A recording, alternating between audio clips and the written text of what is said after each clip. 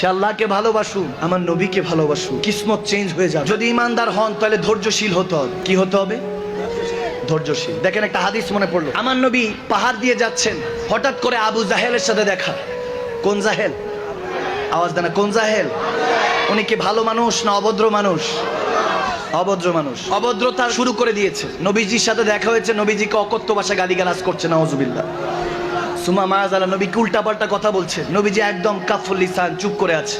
সুবহানাল্লাহ, কিচ্ছু বলে না, কিচ্ছু বলছে না। আমাদেরকে যদি কেউ কিছু বলে, দেখা যায় আমরা পাল্টা জবাব দিতে প্রস্তুত থাকি। মনে রাখবেন, যাত্রা সে বলতে বলতে হয়রান হয়ে যাবে। চুপ করে থাকলে আপনি জিতে যাবেন, ঠিক না? চুপ থাকতে শিখতে হবে। আমার নবী চুপ করে আছেন, আবু জাহেল অনেক কথা শোনালেন, নবীজি কিছু বলছেন না দেখে সে আরো শোনালো, বলতে তুমি চুপ করে কেন আছো? আরো অকথ্য ভাষায় কথাবার্তা বললো। নাউজুবিল্লাহ, নাউজুবিল্লাহ পড়েন না। নবীজি কিচ্ছু বললেন না, কিচ্ছু না বলে আস্তে করে মাথাটা নিচু করে চলে গেলেন। এই ঘটনাটা আব্দুল্লাহ বিন জাদান রাদিয়াল্লাহু তাআলা এর মেয়ে পাহাড় থেকে দেখছিল। ওনার কন্যা, ওনার মেয়ে যখন দেখলো, ওই পাহাড়ের অপোজিটে হযরত আমির হামজা রাদিয়াল্লাহু তাআলা শিকার করছিলেন। সুবহানাল্লাহ। আমার নবীজির চাচা, আমার নবীজির কি চাচা, হযরত আমির হামজা।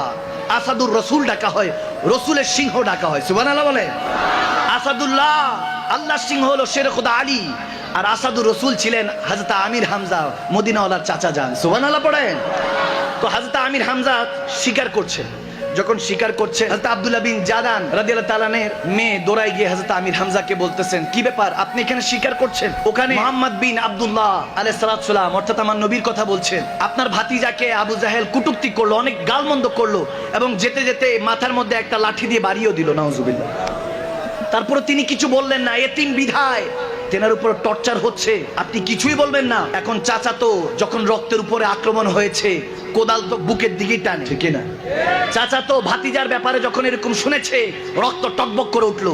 হযরত আমির হামজা শেরে রাসূল, আসাদুর রাসূল, রাসূলের সিংহ, দৌড়ায় গেল। দেখে মক্কার মধ্যে আবু জাহেল গোল মিটিং করতেছে। আবু জাহেলের কাছে গিয়ে এমন ভাবে গিয়ে বলতেছে, এই তুমি কি আমার ভাতিজাকে মুহাম্মদ বিন আব্দুল্লাহকে অনেক উল্টাপাল্টা বলছো? আলাইহিস সালামকে কি উল্টাপাল্টা কথা বলছো? সে চুপ করে আছে, দেখতেছে আমির হামজা অনেক রেগে আছে, জানে আমির হামজার সাথে তেরামি করে লাভ নাই।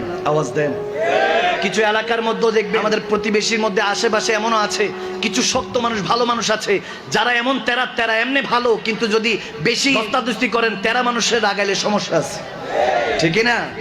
আর সহজ সরল মানুষ একটু তেরা হয়, ঠিক না? সরল মানুষগুলি তেরা হয়, একটু ঘাট তেরা হয়, যেটা বুঝে একটাই বুঝে, ঠিক না?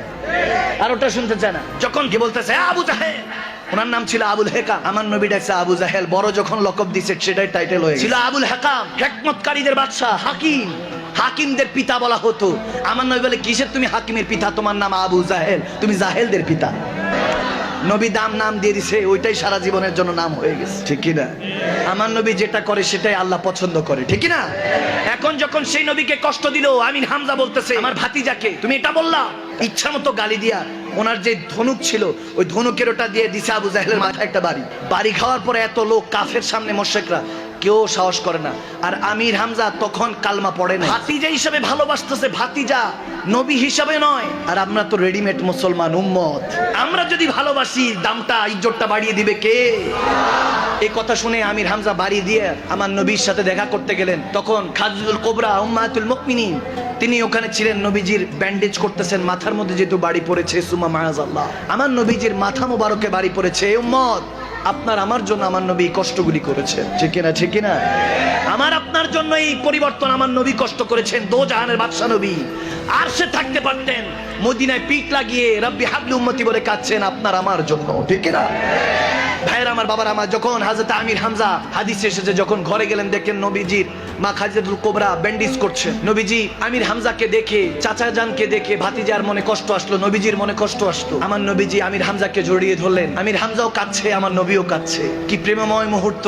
নবীজিকে তখন হযরত আমির হামজা বলতেছে, ভাতিজা তুমি কষ্ট পেও না, তোমাকে যেরকম গালমন্দ করেছে, আঘাত করেছে, আমিও তাকে গালি দিয়ে আসছি 100টা, তাকে আঘাত করেছি, টেনশন করো না।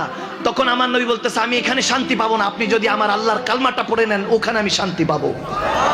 তখন বলতেছে যদি তুমি কালমা পড়তে চাও তো ওখানে যদি তোমার শান্তি হয়। শের রাসূল হযরত আমির হামজা আমার নবী চাচা যান বলতেছে যাও, তাকে তো আমি কষ্ট দিয়ে আসলাম, তাকে গালমন্দ করলাম, তোমাকে কষ্ট দিয়েছে, তোমাকে এত ভালোবাসি, কেমন ভালোবাসি তোমাকে বুঝাতে পারবো না।